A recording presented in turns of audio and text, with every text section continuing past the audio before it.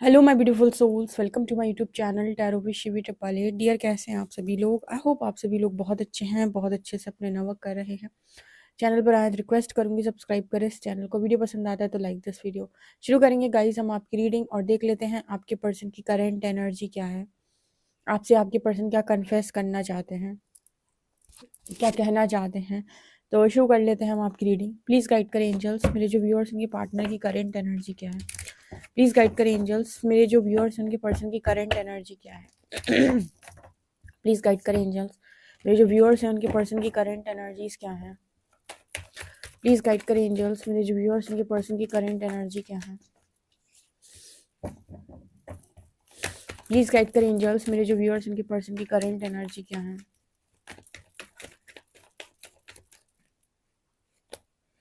यहाँ पर एनर्जी है page of shorts. Please guide करें एंजल्स, मेरे जो व्यूअर्स उनके पर्सन की करेंट एनर्जीज क्या है।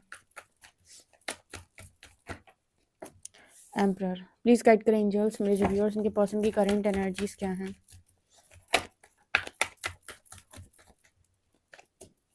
Chariot, page of shorts, emperor and chariot. Please guide करें एंजल्स, मेरे जो व्यूअर्स उनके पर्सन की करेंट एनर्जीज क्या है। यहाँ पर है four of cups, page of shorts, emperor, chariot, four of cups. मेरे जो व्यूअर्स उनके पर्सन की करेंट एनर्जीज क्या है। Guide me angels. यहाँ पर एनर्जी है हेरोफेंट। ओके, यहाँ पर एनर्जी है king of wands.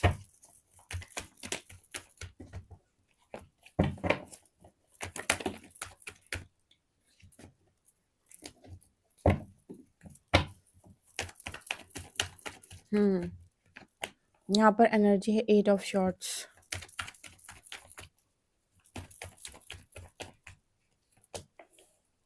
Night sorry queen of shorts.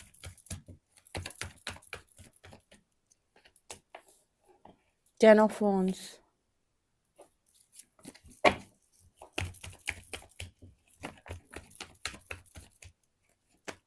Star. कुछ कार्ड्स हम क्लैरिफाई कर लेते हैं गाइस, फिर देखते हैं। ओके, तो यहाँ पर क्वीन ऑफ शॉर्ट्स किसकी एनर्जी है। क्वीन ऑफ शॉर्ट्स किसकी एनर्जी है। बहुत सारे आ गए। क्वीन ऑफ शॉर्ट्स यहाँ पर किसकी एनर्जी है।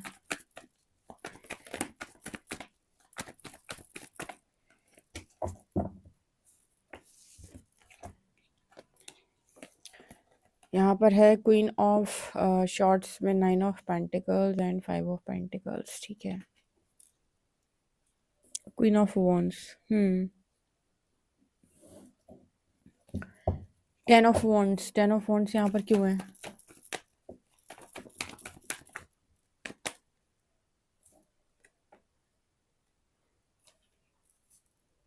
ठीक है।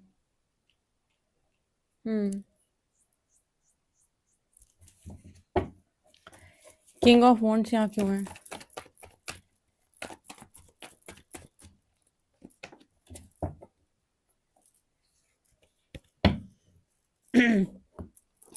इस पर्सन की एनर्जी में इतना साफ साफ नज़र आता है कि ये पर्सन आज भी आपकी तरफ बहुत बहुत ज़्यादा अट्रैक्शन फील करते हैं।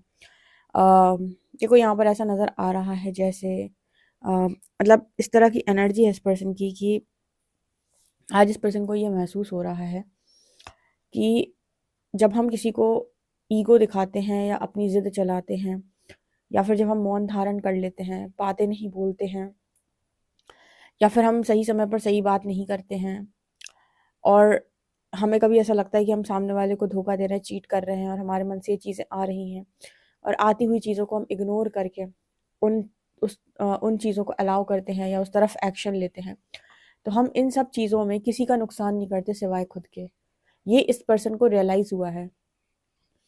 यहाँ पर जो एम्परर का कार्ड है वो इस चीज़ को दिखा रहा है कि आपके पर्सन को ये रियलाइज़ हुआ है कि हम जब ईगो दिखाते हैं तो उसमें भी हम किसी का नुकसान नहीं करते, जब हम अपनी ज़िद चलाते हैं तो उसमें भी हम किसी का नुकसान नहीं करते, जब हम लोगों से अपनी बात मनवाने की कोशिश करते हैं, कंट्रोलिंग नेचर होता है, डोमिनेटिंग नेचर होता है, तो इसमें भी हम किसी के साथ कुछ गलत नहीं करते। जो कुछ होता है इन सब चीज़ों की वजह से वो हमारी ही लाइफ में घटित होता है। शुरुआत में ऐसा लगेगा कि हमने सामने वाले के साथ ये सब चीज़ें की, लेकिन उसको जो भी मिला तुम्हारे द्वारा वो सिर्फ उसी क्षण तक है। उसके बाद उसकी जो भी कर्म है उसके हिसाब से उसकी डेस्टिनी बनेगी। लेकिन तुम तो गलत करके आए हो। कहते हैं कि दुख झेलने वाला सुखी हो सकता है लेकिन दुख देने वाला कभी सुखी नहीं हो सकता। इसका रीजन क्या है? क्योंकि जिसने दुख झेला है उसने तो अपने कर्म काटे हैं ना, तो उसके लिए तो फिर भी सुख का रास्ता फ्यूचर के अंदर खुलेगा। लेकिन जिसने दुख बांटा है, मतलब जिसने दुख दिया है, वो सुख की अपेक्षा कैसे कर सकता है? उसे सुख कैसे प्राप्त हो सकता है? यही एनर्जी इस एम्परर कार्ड में दिखाई देती है कि हम कभी किसी के साथ कुछ गलत नहीं करते सिवाय खुद के। ठीक है, गलत फहमी है लोगों की, हमने सामने वाले को अहंकार दिखाया। नहीं नहीं नहीं, आज ये पर्सन इतनी बुरी स्थिति में है कि इनको ऐसा लग रहा है कि मुझे ये चीजें नहीं करनी चाहिए थी। ठीक है, इस पर्सन ने अपने आप को चूज नहीं किया। जब भी मैं ये कहती हूँ कि इन्होंने आपका प्रपोजल चूज नहीं किया, तो ये एक मतलब एक ऐसी लाइन है, ठीक है, एक ऐसा सेंटेंस है, ठीक है। लेकिन यहाँ पर जब हम ये कहते हैं कि इस पर्सन ने अपने आप को चूज नहीं किया, तो ये परफेक्ट है यहाँ पे। क्यों? क्योंकि इस पर्सन को कहीं ना कहीं आपको लेकर बहुत ज़्यादा फीलिंग्स थी, इमोशंस थे। ठीक है, यहाँ पर अट्रैक्शन भी थी। लेकिन इसके बाद भी आपके पर्सन ने आपको इग्नोर करके जिम्मेदारियों को चूज किया। वही मैट्रिक्स माइंड कहता है सेक्रीफाइस कर दो। ऐसी आपने दुनिया भर के बॉलीवुड ने इस तरह की मूवीज भी बना के रखी हैं जहाँ पर सेक्रीफाइस सेक्रीफाइस सेक्रीफाइस। जब पता है आप स्पिरिचुअलिटी में आगे चलेंगे ना, तो आपको सेक्रीफाइस का रियल मीनिंग समझ में आएगा। परमात्मा कहता है अगर तुम्हारी लाइफ के अंदर मतलब त्याग एक ऑप्शन है, तो त्याग वहां पर करो जहां पर आपके त्याग करने से बहुत सारी चीजें बैलेंस होती हो, लोगों के जीवन में सुख प्रेम उत्पन्न होता हो। आपके त्याग करने से आप इस पृथ्वी को, इस धरा को कुछ अच्छा दे रहे हो। आपका त्याग ऐसा त्याग है जो कहीं ना कहीं बहुत सारे लोगों के काम आ सकता है। तब तो आपका त्याग उचित है। आप ऐसा त्याग कर रहे हो जहां पर आप मूर्खों को श्रेय दे रहे हो। ठीक है, और आप लोगों का अहंकार बढ़ा रहे हो। ऐसा त्याग किसी काम का नहीं है। ठीक है, कोई सोचे कि वो मतलब ऐसा त्याग कर दे जहां पर यू नो कोई बहुत ही ज्यादा पाप करने वाला व्यक्ति है, उसके लिए आप त्याग कर दो, तो वो तो पाप करना बंद थोड़ी करेगा। वो तो उसको तो आप उसके लिए त्याग करोगे तो वो तो पाप बढ़ाता ही जाएगा, बढ़ाता ही जाएगा, बढ़ाता ही जाएगा। ठीक है, तो मतलब त्याग बेसिकली कहाँ करना होता है? त्याग वहां करना होता है जहां पर आपके सेक्रीफाइस का रिजल्ट बहुत अच्छा निकल के आ रहा हो। ठीक है, तो ये जो इस तरीके के लोग करते हैं ना कि वो अपनी लाइफ को सेक्रीफाइस कर देते हैं, खुद को चूज नहीं करते हैं। ठीक है, बहुत जगहों पर होता है, स्पेशली लवर्स के बीच में बहुत ज़्यादा होता है। प्रेमी जो होते हैं वो सेक्रीफाइस बहुत ज़्यादा करते हैं क्योंकि चूज करने की उनकी हिम्मत नहीं हो पाती। ठीक है तो जब आप इस तरह की चीज़ें चूज करो, यानी कि आपने खुद की खुशियों को खुद से ही इग्नोर किया है। अब आपको पूरी लाइफ जो है वो स्ट्रगल से देखनी है, या फिर आपकी लाइफ के अंदर मतलब कुछ लोगों की लाइफ सेट भी हो जाती है, सब थोड़ी दुखी रहते हैं। पर कुछ लोग ऐसे होते हैं जो जिंदगी भर दुख भोगते हैं। इसका रीजन ये है कि इनका सोल का लेसन था कि आपकी इच्छा के विरुद्ध जाकर आपने काम क्यों किया। ठीक है, आपने अपनी सोल कॉलिंग को इग्नोर क्यों किया? जो चीजें आपके अंदर बसी हुई थी आपने उन्हें चूज क्यों नहीं किया? उन्हें सुना क्यों नहीं? एटलीस्ट उन पर थोड़ा काम तो करते, उसके बाद देखते कि क्या रिजल्ट बन रहा है। लेकिन पहले दिन ही सेक्रीफाइस कर देना। ठीक है, जो लोग त्यागी टाइप्स होते हैं, तो यहाँ पर कुछ ऐसा ही मैसेज निकल के आ रहा है। लेकिन इस पर्सन के अंदर सिर्फ यही चीजें नहीं थी, इस पर्सन के अंदर गुस्सा, घमंड, डोमिनेटिंग नेचर, कंट्रोलिंग नेचर भी बराबर से थे। ईगो भी थी इस पर्सन के अंदर, ऐसा नहीं है। अब क्या हो गया है? अब ऐसा हो गया है कि जब आप अपनी लाइफ के अंदर एक बार कोई कदम उठा देते हैं तो वो कर्म चक्र बन जाता है बेसिकली। अब उसका कर्म का फल तो आपके हिस्से में आएगा ही आएगा। अब यहाँ पर ऐसी एनर्जी निकल के आ रही है कि इस पर्सन ने जो कुछ भी किया ठीक है, जो भी इन्होंने किया वो बेसिकली किया तो अपने लिए है, खुद को इग्नोर करके। अब 10 ऑफ वॉन्ड्स यहाँ पर 3 of shorts, death and hermit. अब जो भी इन्होंने कर्मा किया है बेसिकली उसका बनेगा कर्म फल। और कर्म फल यहाँ पर क्या है? डेथ। डेथ की एनर्जी दिखाती है एक ट्रांसफॉर्मेशन, क्योंकि इतने ट्रिगर्स आएंगे तुम्हें, क्योंकि तुमसे गलती हुई है तो सजा मिलेगी। तुमने दुख दिया है तो दुख आएगा लौट के।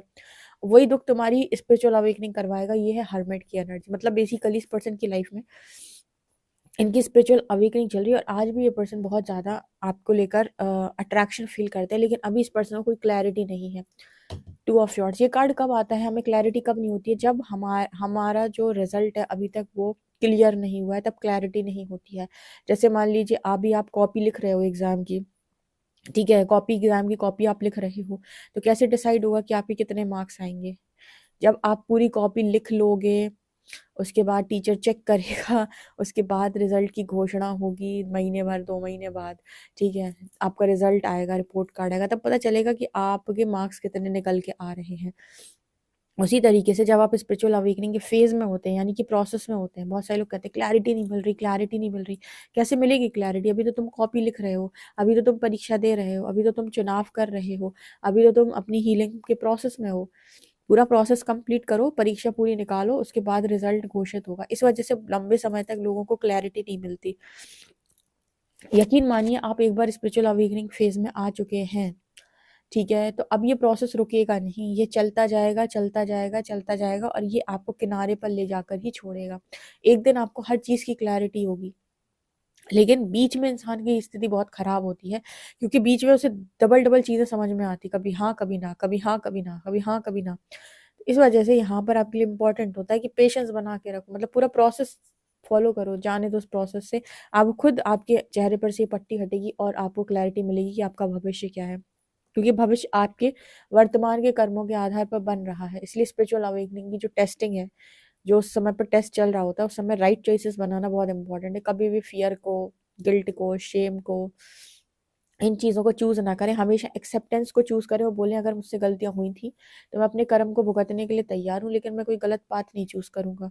ठीक है, ये होता है स्पिरिचुअल अवेकनिंग निकालने का सही तरीका, कि हर बार राइट पाथ चूज़ करो, हर बार ऑनेस्टी को चूज़ करो, हर बार चूज़ करो कि ठीक है, अगर कर्मा आ रहे हैं तो फेस किया जाएगा, उनसे बचने के लिए कोई परत नहीं लगाई जाएगी। ठीक है, ये एनर्जी अभी आपके पर्सन की, आप देखो ये कैसे देते हैं अपनी परीक्षा, क्योंकि जितने मैंने देखे हैं लॉजिकल लोगों को, ये जब इनका झूठ पकड़ा जाता है तो ये और 4 झूठ बोलते हैं, सच स्वीकार नहीं करते। और फिर ऐसे लोगों को तो आपको पता है कि फिर इनकी स्थिति क्या ही बनती है। ठीक है, मतलब बेसिकली वही है ना कि 14 वर्ष दिए थे दुर्योधन को श्री हरि ने सुधरने के लिए। ठीक है, द्रौपदी चीरहरण के बाद अगर उस उतने समय तक वो सुधर जाते तो शायद महाभारत ना होती, लेकिन जब वो नहीं सुधरे 14 वर्ष में भी, तो फिर महाभारत हुई। इसका मतलब कहने का यही होता है कि आपकी लाइफ में आपको स्पिरिचुअल अवेकनिंग फेज में सुधार का एक मौका दिया जा रहा है। राइट पाथ चूज करें। आप बार बार सेम गलती, सेम पैटर्न में रिपीट करोगे, फिर उसके बाद फिर क्या होएगा? फिर यूनिवर्स बहुत ही मतलब तगड़े तरीके से समझाता है, कोई बड़े लॉस से समझाएगा फिर वो। तो यहाँ पर इसलिए बड़ा इंपॉर्टेंट है कि कह दो कि गलती हुई थी, सरेंडर, जो आ रहा है उसे आने दो। ठीक है, और ये आपको प्रेमानंद जी महाराज भी बताएंगे, ये जो आ रहा है उसे चुपचाप सहते जाओ। और उन्होंने बताया ये प्रारब्ध के सहने की बात करते हैं वो, अन्याय सहने की बात नहीं करते, प्रारब्ध सहने की बात करते हैं वो। ठीक है, तो ये चीज़ मुझे यहाँ पर नज़र आ रही है, तो ये इस पर्सन को करना चाहिए। अभी जो मैंने आपको गाइड किया, सब कुछ इस पर्सन को करना पड़ रहा है, बेसिकली सब कुछ करना पड़ रहा है। इनकी लाइफ में कोई ऐसा व्यक्ति है जो इनको बहुत ही ज़्यादा कंट्रोल करता है, और ये पर्सन फ्रीडम के लिए स्ट्रगल कर रहे हैं। चैरियट कार्ड एक्शन की एनर्जी होती है, लेकिन अब ये पर्सन किसी ऐसे व्यक्ति के साथ फंस गए हैं, इनकी मदर हो सकती है, कोई अदर पर्सन हो सकता है, जो बेसिकली कंट्रोल करते हैं। ठीक है, कंट्रोल करते हैं, जिन्होंने आज़ादी छीन रखी है। आज़ादी छीनने का मतलब है कि आप किसी आत्मा को बांधने का प्रयास कर रहे हो कि तुम्हें यही करना पड़ेगा, तुम ये करना पड़ेगा, तुम ये नहीं कर सकते हो। तब ये आती है 9 of pentacles and 5 of pentacles की एनर्जी। तो अभी इस पर्सन की स्थिति देखो, यहाँ भी एम्परर की एनर्जी के नीचे 8 ऑफ शॉर्ट्स, यहाँ भी एम्परर बंधा हुआ है, यानी कि यहाँ भी आपके पर्सन जो है वो खुलकर काम नहीं कर पा रहे, खुलकर एक्शन नहीं ले पा रहे। अब इन्होंने ये जो पाथ चूज किया है ना, ये पाथ इन्हें स्पिरिचुअल अवेकनिंग फेज से लेकर जाएगा पूरा। या तो ये पाथ ये चूज नहीं करते, और इन्होंने ये चूज कर दिया है अपनी जिस भी पर्टिकुलर परेशानी की वजह से। अब यहाँ पर इनकी टेस्टिंग चल रही है, और इनको वो सब कुछ सीखना पड़ेगा जो आपने सीखा, इनको वो पूरी डार्कनेस को रिलीज करना पड़ेगा जो आपने की है। ठीक है, एंड यहाँ पर हारोफेंट एंड स्टार का कार्ड है। हालांकि मुझे ऐसा लगता है कि फ्यूचर तो अच्छा है, क्योंकि जब कोई इतना झेल लेता है ना तो ब्लेसिंग का अधिकारी हो जाता है। तो मैं हेरोफेंट और स्टार दिखाता है कि डेफिनेटली यहाँ पर फ्यूचर में चीज़ें अच्छी है, फ्यूचर में बहुत हीलिंग है। लेकिन हीलिंग तो मतलब हो रही है इस पर्सन की, फ्यूचर में और ज़्यादा हीलिंग है, लेकिन प्रोसेस बहुत डिफिकल्ट है इस पर्सन का, बहुत ज़्यादा। और इसी दौरान इस पर्सन को ये रियलाइज़ हो रहा है कि आपकी वर्थ क्या है, और आपके प्रति बहुत ज़्यादा अट्रैक्शन है इस पर्सन को। मुझे लगता है सोशल मीडिया पे ये पर्सन आपको स्टॉक भी करते हैं, आप ऑनलाइन है कि नहीं ये भी चेक किया जाता है, आपकी लाइफ के अंदर क्या चल रहा है जानने का प्रयास किया जाता है। तो इस तरह की एनर्जी इस पर्सन की निकल के आ रही है। ठीक है, तो अगर आपको लाइफ में कभी ऐसा हो कि मुझे सेक्रीफाइस करना है, सोच समझ के सेक्रीफाइस करें और देखिए कि आपके सेक्रीफाइस से कितनों का भला हो रहा है या क्या परिणाम आते हैं। अगर आपको ऐसा लगता है कि आपके सेक्रीफाइस से बहुत सारे लोगों का अहंकार बन रहा है, तो वहाँ पर आपको डिवाइन को चूज़ करना चाहिए। उस जगह पे जहाँ भी कुछ समझ में ना आए, वहाँ परमात्मा को चूज़ कर लो और उनको बोलो मुझे सिचुएशन से बाहर निकालो। मैं अपनी सारी गलतियों को एक्सेप्ट करने के लिए रेडी हूँ, मैं अकाउंटेबिलिटी लेने के लिए रेडी हूँ, लेकिन मुझे इस पर्टिकुलर सिचुएशन से बाहर निकलने का रास्ता दो। मैं सब कुछ करने के लिए तैयार हूँ, मैं सज़ा भी लेने के लिए तैयार हूँ। ठीक है, तो ये चीज़ होती है। आई होप गाइज़ आपको इंटरेस्टिंग लगी हो, रीडिंग लगी हो तो मुझे कमेंट सेक्शन में ज़रूर बताएं। पर्सनल रीडिंग के लिए व्हाट्सएप कर सकते हैं। वीडियो पसंद आए तो like this video, subscribe my channel. Thank you guys.